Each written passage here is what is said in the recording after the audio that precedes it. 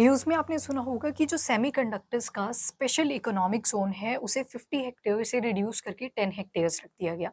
अब ये special economic zone होता क्या है? इंडिया ने स्पेशल इकोनॉमिक जोन कब बनाने शुरू करे? चाइना ने इंडिया के बाद स्पेशल इकोनॉमिक जोन्स बनाई पर फिर भी आगे निकल जाता है। किन रूल्स के अंदर ये मेंशन करा गया है कि हम स्पेशल इकोनॉमिक जोन्स का साइज इंक्रीज डिक्रीज कर सकते हैं। इसके अलावा इंपॉर्टेंट मेजर पोर्ट्स कौन-कौन से हैं इंडिया के, उनको भी यहीं पे डिटेल में देख लेंगे। एनीवेज़ एक ही पोर्ट की बात करी गई है, कांडला पोर्ट की, पर हम सभी को ही देख लेंगे। पहले 12 मेजर पोर्ट्स हुआ करते थे, पर 2024 में 13 मेजर पोर्ट्स आपको मिलेंगे। एंड माइनर पोर्ट्स की अगर बात करें तो लगभग 200 पोर्ट्स मिल जाएँगे। आपके जीएस पेपर 3 इंडियन इकोनॉमी में स्पेशली मेंशन करा गया है अबाउट स्पेशल इकोनॉमिक ज़ोन्स। अब सबसे पहले तो इस शब्द में ही इसकी डेफिनिशन लिखी हुई है। ऐसी ज़ोन, ठीक है? यहाँ पे ज़ोन क्या रिप्रेज़ेंट कर रहा है? कोई भी ज्योग्राफिकल एरिया, जहाँ पे कोई इकोनॉमिक एक्टिविटी होगी किसी स्पेशल पर्पज़ से। और स्पेशल पर्पज़ क्या रहेगा कि जो भी चीज़ें यहाँ पे बने उसे बस एक्सपोर्ट करते जाओ, बाहर की कंट्रीज़ में बेचते जाओ। जैसे आप जीडीपी पढ़ते हो उसमें क्या था कि जितनी भी गुड्स एंड सर्विसेज़ प्रोड्यूस हुई with in the territory of India, तो मतलब जिस भी कंट्री की टेरिटरी है उसके अंदर ही सारी प्रोडक्शन करी जा रही है।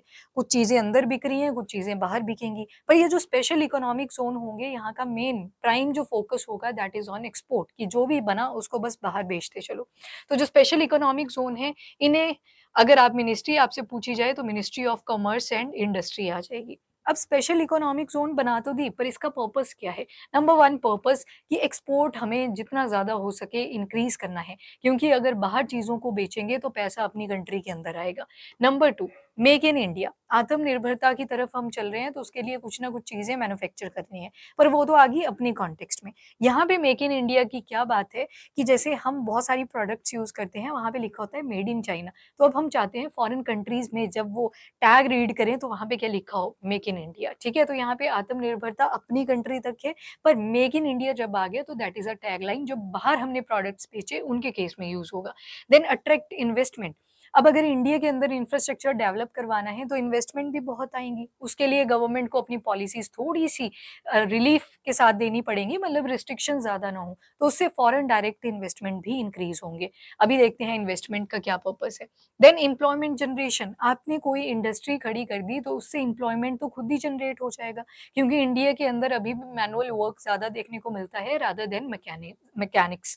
देन आता है development of infrastructure, that is way to possible, जब आप कोई भी इंडस्ट्री बना रहे हो इंफ्रास्ट्रक्चर ही वो बन रहा है। आपका एसडीजी नंबर 9 में आप पढ़ते हो इंडस्ट्री, इनोवेशन एंड इंफ्रास्ट्रक्चर, तो ये चीज़ें खुद ही एक साथ एक दूसरे से लिंक्ड अप है। Then earn forex, foreign exchange reserves, जहाँ पे आप सुनते हो, जहाँ पे एक करेंसी को आप बेचते हो दूसरी करेंसी के बदले में। तो ये अपने में ही एक सेपरेट टॉपिक है। वन बाय वन हमें स्पेशल इकोनॉमिक ज़ोन में सबसे पहले देखना है। अब जितने भी स्पेशल इकोनॉमिक ज़ोन्स होते हैं, जैसे अंदर देखोगे आप या किसी फॉरेन कंट्री से हम कोई चीज़ परचेज़ कर रहे हो, वहाँ पे कस्टम ड्यूटीज़ लग जाती हैं। तो यहाँ पे कोई भी ड्यूटीज़ नहीं लगेंगी, आप फटाफट से बाहर बेचते चलो, दैट इज़ द प्राइम मोटो। ठीक है? यहाँ पे टैक्स से रिलीफ दे दिया जाएगा और डिफरेंट फॉर्म में आपको जो प्रोडक्ट्स बनाने हैं, उनको बेचने में आपकी हेल्प करेंगी गवर्नमेंट। इसके अलावा मेन एम कहाँ पे रहता है? एफडीआईज़ के ऊपर। मान लो ये हमारी कंट्री आ गई इंडिया, इंडिया के अंदर सिंगापुर ने इंटरेस्ट शो करा कि हमें इन्वेस्टमेंट करनी है।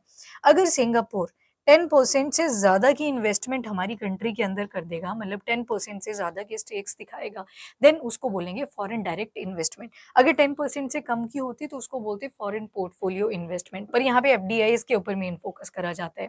क्योंकि एफपीआई में जो कंपनीज़ होती हैं, उनका मेन फ़ोकस होता है कि बस अपना प्रॉफ़िट आता रहना चाहिए, इंफ्रास्ट्रक्चर वगैरह में वो उतनी ज़्यादा इन्वॉल्व नहीं होंगी। पर जब आप एफडीआईज़ देखोगे तो उसमें क्या होगा, इंफ्रास्ट्रक्चर में भी इन्वेस्टमेंट करने की हेल्प करेंगी फॉरेन कंट्रीज़। एक्सपोर्ट पे हम फ़ोकस करेंगे, एक्सपोर्ट का अगेन जो भी चीज़ें हैं उनको बेचते चलो एंड एम्प्लॉयमेंट जनरेशन यहाँ पे होगी। अब इंडिया की बात करें तो हमने जो अपना स्पेशल इकोनॉमिक ज़ोन था वो 1965 में सेटअप कर दिया था और ये एशिया का पहला स्पेशल इकोनॉमिक ज़ोन था। कहाँ पे बनाया था? तो कांडला में बना था और मेन पर्पस क्या था कि सिर्फ हमें इससे एक्सपोर्ट पर्पस से यूज़ करना है, एक्सपोर्ट प्रोसेसिंग ज़ोन इसे बना के रखना है। अब कांडला पोर्ट कहाँ पे मिलेगा? तो यहाँ पे गुजरात वाले एरिया में आ जाओ, इसी को दीन दयाल पोर्ट भी आप बोलते हो। पोर्ट मतलब बंदरगाह, जहाँ से सामान कैरी करके लेके जाएँगे। एंड कांडला की जो प्रोसेसिंग ज़ोन की बात करी है that is special economic zone. और आप देखोगे ज़्यादातर पानी के पास में ये आपकी जो बंदरगाहें हैं, इनका पर्पस क्या रहता है कि जो भी चीज़ें बन के आई थ्रू आउट द कंट्री, उनको यहाँ पे लेके आएँ और फॉरेन कंट्रीज़ में जाके एक्सपोर्ट करें। अगेन पोर्ट पे होती क्या है, शिप्स होती है ना, डॉकयार्ड होता है वहाँ पे। तो कांडला में हमने 1965 में पहली बार अपना स्पेशल इकोनॉमिक ज़ोन बनाया और यहाँ पे आज के टाइम पे आप 13 में से एक मेजर पोर्ट भी देखते हो, व्हिच इज़ दीनदयाल या फिर कांडला पोर्ट। 13 मेजर पोर्ट्स हैं। 2024 में ये वाला जो पोर्ट है अंडमान एंड निकोबार, निकोबार वाली पॉइंट पे गैलथिया बे पोर्ट, इसको डेजिग्नेट कर रहा था कि ये भी मेजर पोर्ट है। मेजर पोर्ट का मतलब होता है कि जो फॉरेन कंट्रीज में डायरेक्टली अपनी कंट्री से सामान लेके जा रहा है। माइनर पोर्ट्स क्या होते हैं? जो अपने ही कंट्री के अंदर कनेक्टिविटी का काम करते हैं। 2 बड़े मेजर पोर्ट्स हैं, उनको आपस में कनेक्ट करना है तो बीच में आपको माइनर पोर्ट मिल जाएगा। तो कोलकाता में देखोगे तो 2 पोर्ट्स आपको मिलेंगे, वन इज़ हल्दिया और दूसरा तो नाम से ही पता लग रहा है कोलकाता। इनको एक ही काउंट करा जाता है, तो 2 नहीं इनको काउंट करना, एक ही है। ओडिशा में देखोगे तो पारादीप पोर्ट है, बाकी आंध्र प्रदेश का तो बंदरगाह इतना पुराना है जो आप हिस्ट्री के टाइम से सुनते आ रहे हो, विशाखापट्टनम पोर्ट। तमिलनाडु की कोस्ट पे आपको 3 मेजर पोर्ट्स मिल जाएँगे, ऊपर देखोगे तो कामराज या फिर एन्नोर पोर्ट भी बोलते हैं। यहाँ पे बिल्कुल इसी के नीचे साउथ वाले पोर्शन पे आपको चेन्नई पोर्ट मिल जाएगा और बिल्कुल साउथ टिप ऑफ तमिलनाडु में अगर देखोगे तो चिदम्बरम या फिर टूथुकुडी या फिर टुटीकोरिन पोर्ट यहाँ पे मिल जाता है। अब चलो दूसरे वाले बैंक पे, यहाँ पे केरला के केस में कोचिन पोर्ट आ जाएगा, थोड़ा-सा ऊपर चलोगे तो कर्नाटका के केस में न्यू मंगलोर पोर्ट आ जाएगा। गोवा में देखोगे तो मोरमुगाओ पोर्ट है, मोरमुगाओ अगेन हिस्ट्री में आप बहुत ज़्यादा पढ़ते हो, जब ब्रिटिशर्स की एंट्री हो चुकी होती है, पोर्तुगल्स की एंट्री हो चुकी है, इन शॉर्ट मॉडर्न हिस्ट्री के अंदर आप पढ़ेंगे। देन ऊपर आ जाओ महाराष्ट्र वाले एरिया में तो 2 पोर्ट्स यहाँ पे मिलेंगे, मुंबई पोर्ट आपको नॉर्थ वाले पार्ट में एंड उस मुंबई पोर्ट के साउथ वाले पार्ट में आपको जवाहरलाल नेहरू पोर्ट मिल जाता है और फाइनली गुजरात वाला port that is Deendayal port या फिर जिसे कांडला पोर्ट भी कहते हैं, जहाँ पे हमारा 1965 का पहला स्पेशल इकोनॉमिक ज़ोन भी बनता है, जिसे हमने सिर्फ स्पेशल पर्पस से बनाया था व्हिच इज़ एक्सपोर्ट। अब याद रखना कि जो चाइना का स्पेशल इकोनॉमिक ज़ोन है वो 1978 और 1984 के बीच में डेवलप होना शुरू हो गया। पर ऐसे क्या डिफरेंसेस आए इंडिया और चाइना के बीच में कि चाइना का जो सेस था वो आगे चला गया और इंडिया का जो इंफ्रास्ट्रक्चर था वो वीक रह गया।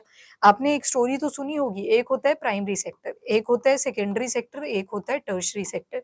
इंडिया ने प्राइमरी से सेकेंडरी पे ज़्यादा टाइम डिवोट किया ही नहीं था, हम डायरेक्टली जंप कर जाते हैं टुवर्ड टर्शरी सेक्टर। हमारा सेकेंडरी सेक्टर आज भी देखते हो तो वीक माना जाता है। यहाँ पे ही एक आप सुनते हो that is micro small and medium enterprises के बारे में, वो यहीं पे तो हैं, इसी सेक्टर से बिलॉन्ग करते हैं। प्राइमरी सेक्टर यानी कि रॉ मटेरियल की बात करी जाएगी, सेकेंडरी सेक्टर मैन्युफैक्चरिंग की बात करी जाएगी, इंडस्ट्रीज़ की बात करी जाएगी और टर्शरी सेक्टर मतलब सर्विसेज़ प्रोवाइड करी जाएँगी। आपका जो क्वाटनरी और क्वीनरी है उनके ऊपर मैं अभी बात नहीं करूँगी, ये 3 सेक्टर यहाँ पे हमने देखे। तो मतलब सेल्स किसके ऊपर फ़ोकस करता है? अपने सेकेंडरी सेक्टर के ही ऊपर। अब नेक्स्ट देखो, जो इंडिया की स्पेशल इकोनॉमिक ज़ोन की पॉलिसी थी, उसे 2000 में जाके अनाउंस करा। बना दिया आपने 1965 में, अनाउंसमेंट उसकी कर रहे हो जाके 2000 में, ठीक है? तो टाइम लैप देख लो बीच में कितना ज़्यादा गैप आ चुका है और जब एक्ट आती है वो आई 2005 में, अभी भी अनाउंसमेंट के बाद 5 साल तक गाइडलाइंस ही बन रही हैं। 5 में एक्ट आती है, फिर जाके 2006 में इसको इम्प्लीमेंट करा गया। ऑन 10th ऑफ फ़ेब 2006 में स्पेशल इकोनॉमिक ज़ोन की एक्ट को पास कर दिया गया। नाउ क्या ऐसे डिफरेंसेस थे जिसकी वजह से इंडिया का जो एसईज़ी था वो पीछे रह जाता है और चाइना का एसईज़ी आगे निकल जाता है? सबसे पहले तो इम्प्लीमेंटेशन का फ़र्क। बेशक इंडिया ने 1965 में अपना एसईज़ी अनाउंस कर दिया था, बना दिया था कांडला पोर्ट के पास में, पर जो गवर्नमेंट अथॉरिटीज़ को उसके ऊपर रेगुलेशन करनी चाहिए थी, वो चेक ही नहीं करा गया। वो चला जाके 2006 में। तो एक तो टाइम के ऊपर आ जाता है फ़र्क।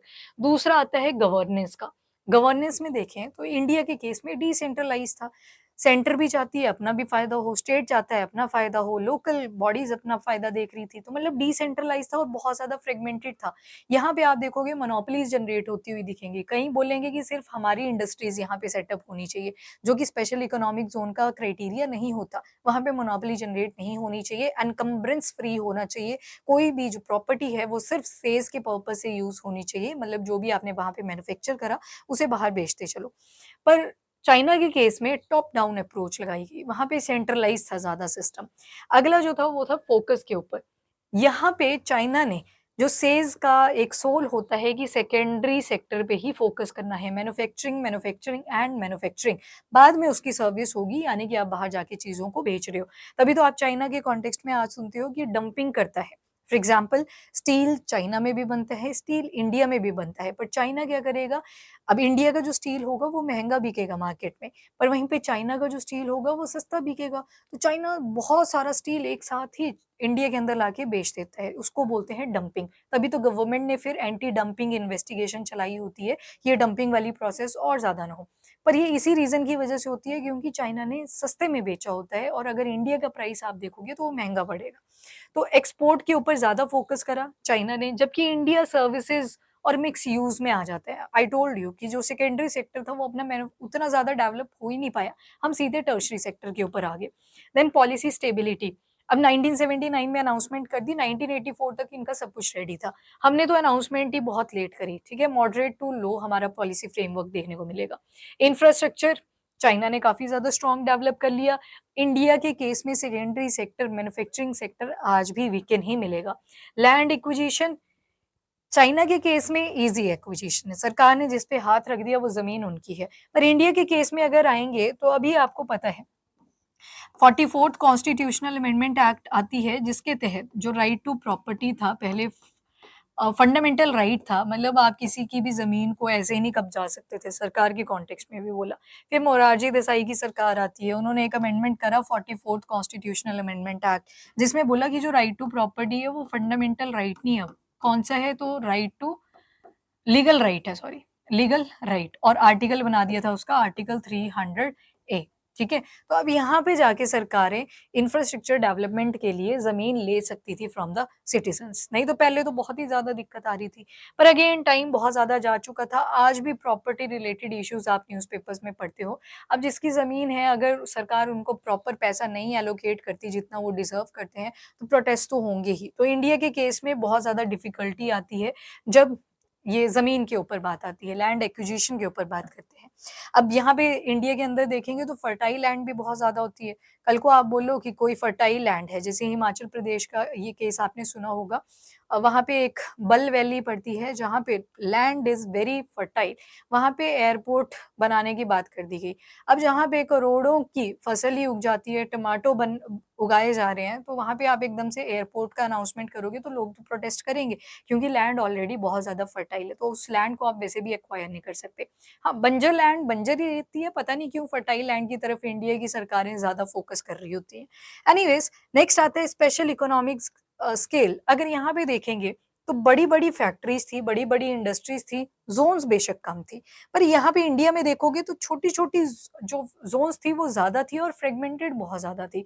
इसी वजह से चाइना का जो स्पेशल इकोनॉमिक ज़ोन है वो ज़्यादा सक्सेसफुल हुआ इफ कंपेयर टू इंडिया का स्पेशल इकोनॉमिक ज़ोन। अब स्पेशल इकोनॉमिक ज़ोन के अंदर भी 2 ज़ोन्स आते हैं। एक को बोलते हैं प्रोसेसिंग ज़ोन और दूसरे को बोलते हैं non processing zone. Processing zone का मतलब है जहाँ पे चीज़ों को बनाया गया, जहाँ पे उनकी पैकेजिंग हुई, जहाँ से उनको शिप्स के ऊपर लोड करा गया, वो सारा एरिया क्या है? Processing zone.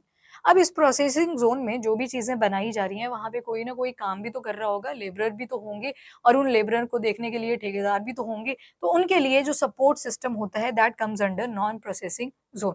मतलब जो सपोर्ट सिस्टम है उन लेबरर्स के लिए जो प्रोसेसिंग ज़ोन में काम कर रहे हैं, वो कौन-सी ज़ोन आ जाएगी? Non processing zone. यहाँ पे आपको रेज़िडेंशियल एरिया वगैरह मिल जाता है, ठीक है? एक तरह से सपोर्ट सिस्टम के लिए ये बनाया गया होता है।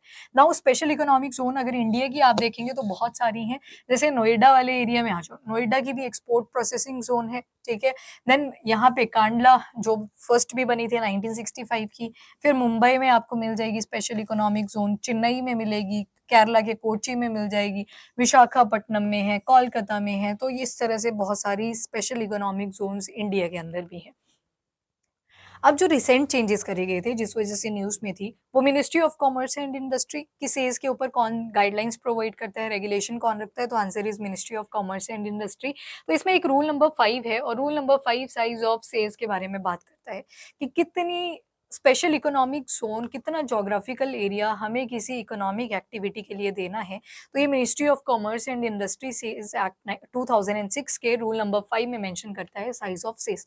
जब मैंने बोला स्टार्टिंग में कि 50 हेक्टेयर से 10 हेक्टेयर रिड्यूस कर दी गई है, तो वो रूल नंबर 5 में ही मेंशन्ड है। देन आते हैं rule number 7, very important I would say, इसमें एक वर्ड यूज़ हुआ है एनकम्ब्रेंस फ्री। एनकम्ब्रेंस फ्री का मतलब है जब आप इतने सारी ज़ोन्स को अलॉट करोगे, कहीं पे सेमीकंडक्टर बन रहे होंगे, कहीं पे स्टील बन रहा होगा, कहीं पे कोई और मेटल बन रही होगी, तो उस केस में कोई अपनी मोनोपोली जनरेट ना करने लग जाए। कोई ये ना बोले कल को कि ये ज़मीन तो मेरी है, तो लीगल एंटिटी से इसको बिल्कुल फ्री रखा जाएगा, जो स्पेशल इकोनॉमिक ज़ोन होगी। और बस एक सोल क्राइटेरिया होना चाहिए कि बस हमें एक्सपोर्ट करना है, अनएक्सपोर्ट करना है। रूल नंबर 18 में सेमीकंडक्टर्स और इलेक्ट्रॉनिक्स की गाइडलाइंस को मेंशन करा गया है। सिंस यहाँ पे सेमीकंडक्टर्स की ही वजह से ये न्यूज़ में था, तो याद रखिएगा जो रूल नंबर 8 है, वो special economic zone with respect to semiconductor और जो इलेक्ट्रॉनिक्स हैं, उनके बारे में बात करता है। फिर एग्ज़ाम्पल देख लो सेस के, और भी बहुत सारे हैं, जैसे नंबर 1 शेंज़ेन चाइना। ये स्पेशल इकोनॉमिक ज़ोन आपको चाइना का मिलेगा और इधर फिशिंग विलेज हुआ करता था, आज आप टेक ओरिएंटेड चीज़ें वहाँ पे देखोगे। दुबई का इंटरनेशनल फाइनेंशियल सेंटर यूएई, तो यहाँ पे बिज़नेस के लिए बहुत ही लिबरल से लॉज़ प्रोवाइड करे जाते हैं, ताकि जो भी लोग वहाँ पे बिज़नेस करना चाहते हैं, इन्वेस्टमेंट को और ज़्यादा अट्रैक्ट करना चाहते हैं, तो उनको ज़्यादा टफनेस ना, मतलब क्योंकि पेपर वर्क ज़्यादा होगा, तो ऑब्वियस सी बात है जो स्टार्टअप होगा उसके जो मेंबर्स होंगे वो सोचेंगे कि इतना ज़्यादा पेपर वर्क है, कोई और रास्ता अपना लेते हैं। तो यहाँ पे सरकारों का भी फ़ायदा होता है और जो बिज़नेस कर रहा है वो भी अपना बेनिफिट ले लेता है। एंड इंडिया के केस में आपने देखा नोएडा में है, मुंबई में है और कांडला देख लिया आपने, आईटी एंड सर्विसेज़, ये आपको सर्विसेज़ भी यहाँ पे काफ़ी मिलेंगी। नोएडा इसी के लिए सबसे ज़्यादा जाना जाता है। एंड इसके अलावा जो ऑनलाइन स्टूडेंट्स हैं, you can follow me on Instagram. अगर आपकी कोई भी क्वेरी वगैरह हो तो आप मुझे बता सकते हैं यहाँ पे। So thank you.